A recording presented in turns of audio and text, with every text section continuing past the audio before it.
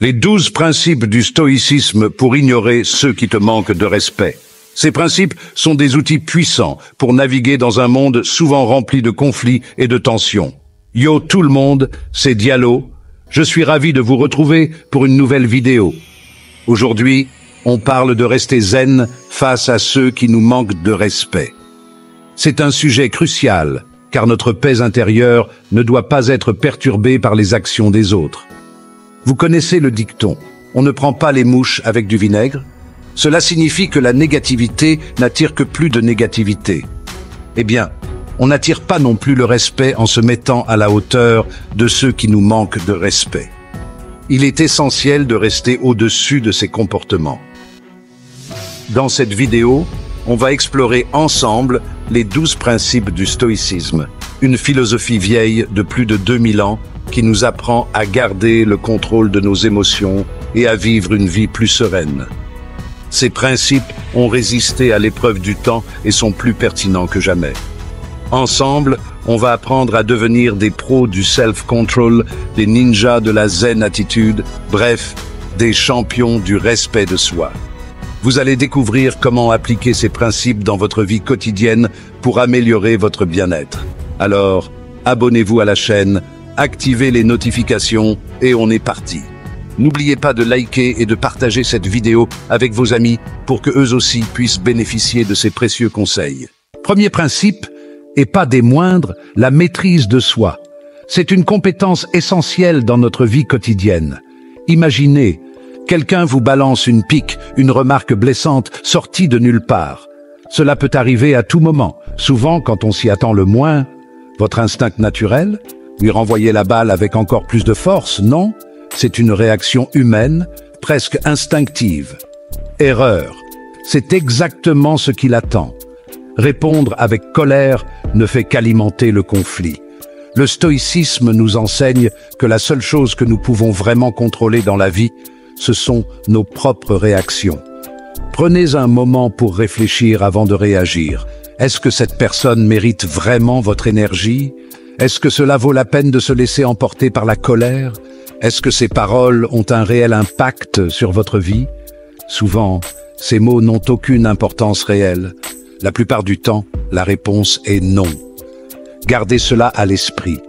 Souvenez-vous, le silence est souvent la meilleure des réponses. Il montre votre force intérieure et votre maîtrise de soi. Deuxième principe, la sagesse. Avant de réagir à une provocation, prenez le temps de réfléchir. Est-ce de la jalousie? De l'insécurité? Ou peut-être est-elle simplement maladroite?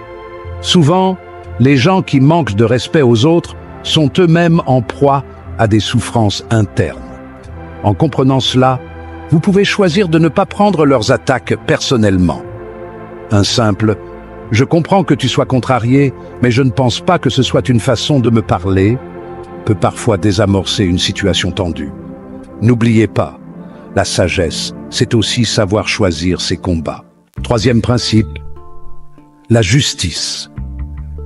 Être juste, ce n'est pas se laisser marcher sur les pieds. C'est traiter les autres avec équité, même lorsqu'ils ne nous traitent pas de la même manière. Cela signifie ne pas se rabaisser à leur niveau, ne pas répondre à la haine par la haine. En vous vengeant, vous ne faites que perpétuer un cycle de négativité. Au lieu de cela, concentrez-vous sur le maintien de votre propre intégrité.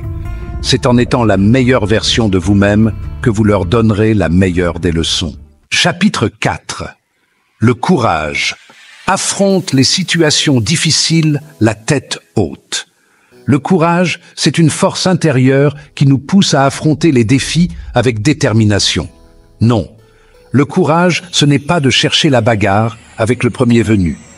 C'est savoir choisir ses batailles et comprendre quand il est préférable de s'éloigner. Le vrai courage, c'est d'oser s'affirmer face à l'adversité. C'est de se tenir debout, même quand tout semble contre nous. C'est de dire « stop » quand quelqu'un vous manque de respect, même si cela vous met mal à l'aise. C'est de poser des limites claires et de les faire respecter. Le courage, c'est aussi de savoir s'éloigner d'une situation toxique. Parfois, la meilleure décision est de partir pour protéger son bien-être. Entourez-vous de personnes positives et bienveillantes qui vous tirent vers le haut. Ces personnes vous aideront à rester fort et à garder le cap. N'oubliez pas, vous méritez le respect et vous avez le droit de vous défendre face à ceux qui vous le refusent. Soyez fiers de qui vous êtes et ne laissez personne vous rabaisser. Chapitre 5. La tempérance. Modère tes réactions, même quand ça boute à l'intérieur. La tempérance, c'est l'art de la modération. C'est savoir garder la tête froide, même quand on a envie de hurler. C'est ne pas laisser nos émotions prendre le dessus et dicter nos actions. Face à l'irrespect, il est facile de se laisser emporter par la colère, la tristesse ou la frustration. Mais ces émotions, aussi intenses soient-elles, sont souvent passagères. Ce qui compte, c'est la façon dont nous choisissons d'y réagir. Parfois, la meilleure réponse est de ne pas répondre du tout. Chapitre 6. La résilience. Relève-toi plus fort. Après chaque claque, la vie est un ring de boxe et on va se prendre des coups, c'est inévitable. Mais ce qui fait la différence, c'est notre capacité à nous relever après chaque chute. Le stoïcisme nous enseigne que les obstacles sont des opportunités déguisées. Ne laissez pas les paroles blessantes vous définir. Au lieu de cela, utilisez-les comme un tremplin pour devenir une meilleure version de vous-même. N'oubliez pas, ce qui ne vous tue pas vous rend plus fort. Chapitre 7. L'acceptation. Il y a des choses dans la vie que nous ne pouvons pas changer, comme le comportement des autres. Nous pouvons passer notre temps à nous lamenter, à râler, à essayer de les changer, mais cela ne fera que nous épuiser. Le stoïcisme nous enseigne à accepter ce que nous ne pouvons pas changer et à nous concentrer sur ce que nous pouvons contrôler, nos propres pensées, nos actions et nos réactions. Devenez la meilleure version de vous-même et vous attirerez naturellement le respect que vous méritez. Chapitre 8. La gratitude. Quand on est entouré de personnes négatives et irrespectueuses, il peut être difficile de voir le verre à moitié plein. Mais le stoïcisme nous enseigne à cultiver la gratitude, même dans les moments difficiles.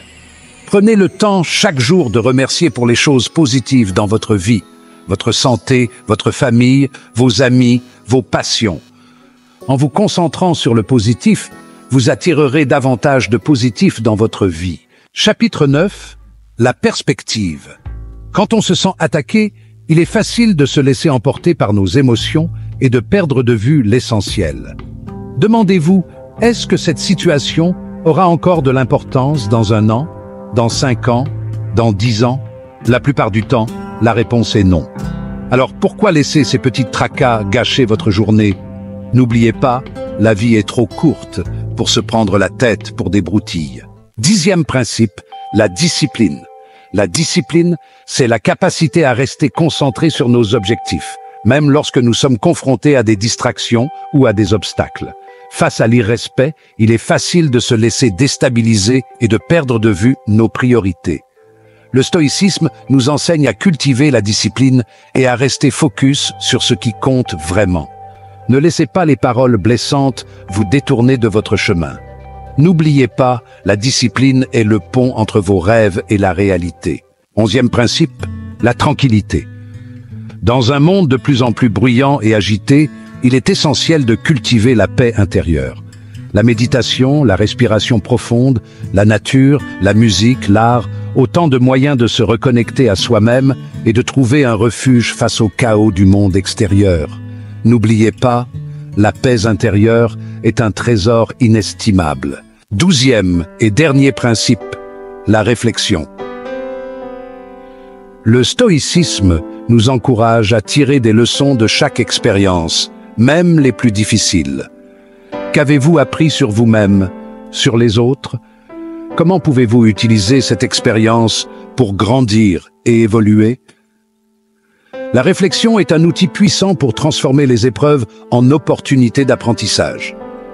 N'oubliez pas, chaque expérience, même négative, peut être une source de croissance personnelle. Voilà, les amis, vous avez maintenant les clés en main pour ignorer ceux qui ne vous respectent pas et vivre une vie plus sereine et épanouissante. N'oubliez pas que le stoïcisme est un voyage, pas une destination.